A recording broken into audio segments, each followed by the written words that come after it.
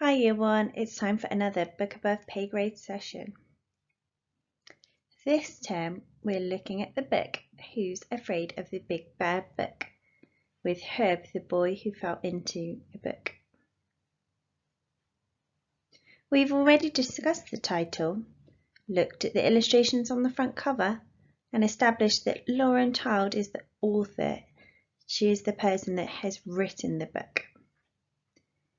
We also used our clues at some inference skills to determine that this is a fiction book. It is a made-up storybook that has come from the writer's imagination. If it was a non-fiction book, it would tell us true things, it would tell us information, and it would probably have photographs or something to show us that it was an information text, it was a non-fiction text. But it doesn't. It has pictures, it has illustrations drawn from the writer's imagination, and we know that it's fiction.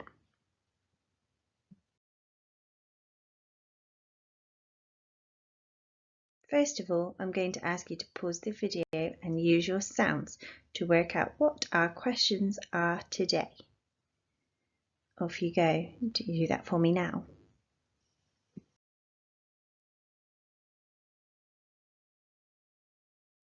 Our first question is our vocabulary question, and here we have got 3 words that we're going to look at today. Our first word is particular. Can you say that? Particular.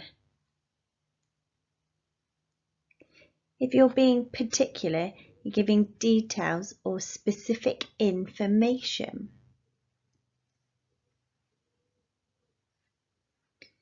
Our next word is earlier. Earlier.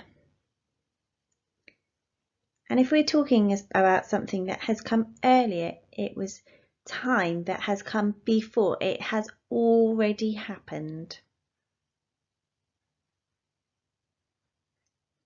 And our last word is evening. Can you say that?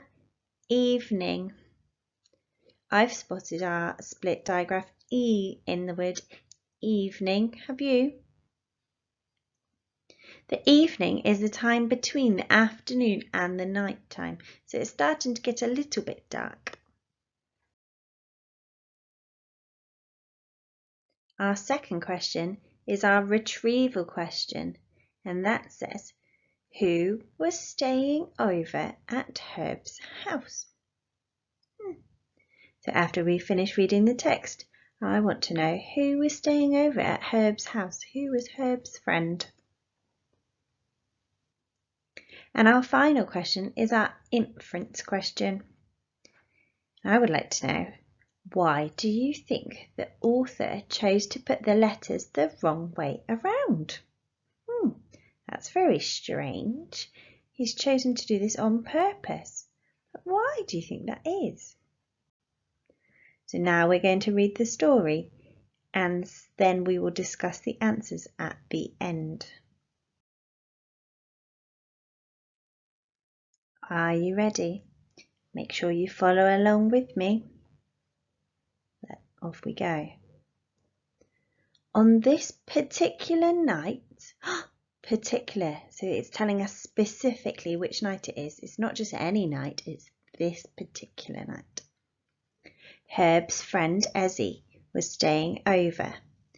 Earlier, the two of them had been playing a game involving a great deal of untidying things, and by the evening, Herb had trouble even finding his bed.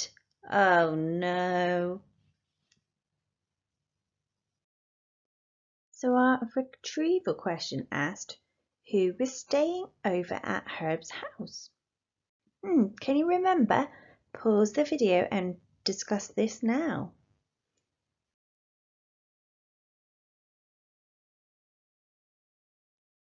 If you said Ezzy, you would be right, because I've looked through the text and I found where it says Herb's friend Ezzy.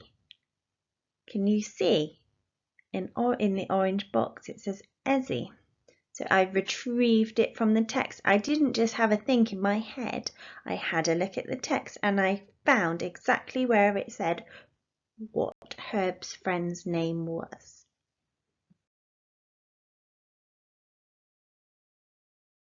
And our final question is our inference question. And that said, why do you think the author chose to put the letters the wrong way around? Have a look.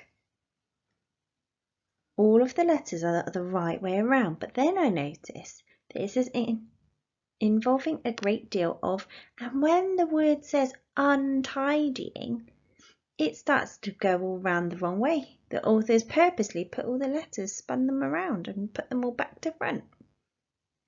I think that this is because Ezzy and Herb are untidying things. They're putting things in how they shouldn't be. And then the author has chosen to show this by moving all the letters the wrong way round and flipping them around and putting them all wonky.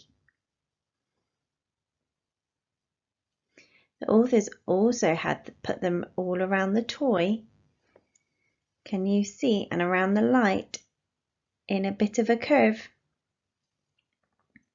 That's because that's not what we expect to see, is it? Normally we write our words on the line. So I think perhaps because Ezzy and Herb are untidying things, the author has chosen to untidy the words and the letters and move them all around too. Thank you for joining me for another Book Above Pay Grade session, and I hope to see you in the next one. Bye!